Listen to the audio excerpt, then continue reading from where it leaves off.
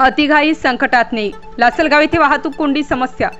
लासलगाव शहरातील व परिसरात वाहतूक नियमांचे पालन न करणे, विना परवाना वाहन चालविणे, ट्रिपल सीट फॅन्सी क्रमांक लावून वाहन फिरवणाऱ्यांवर तसेच कंपनीचे सायलेन्सर काढून बुलेटला आवाजवाला सायलेन्सर बसवणाऱ्या बुलेट चालकावर तसेच मोबाईलवरून बोलत वाहने चालवणे, आरसे नसणे, नंबर प्लेट नसणाऱ्या दुचाकी चालकांवर दंडात्मक कारवाई करण्यात येत आहे.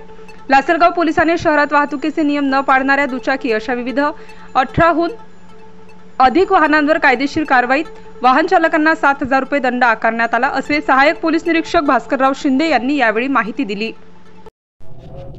मी सहाय्यक पोलीस निरीक्षक लासलगाव पोलीस स्टेशन.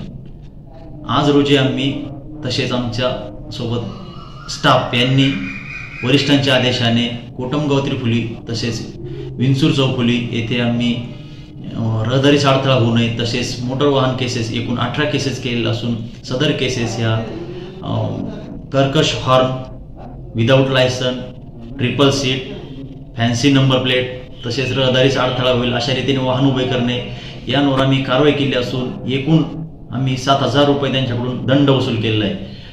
तरी सदरची कारवाई ही अशाच प्रकारे रोज सुरू राहील आणि त्यामधून आम्ही बेकायदेशीर वाहतूक करणे तसेच वाहन चालवणे यावर जास्तीत जास्त कारवाई करण्याची तजवीज ठेवली आहे. जय हिंद. Star News bureau, Nashik.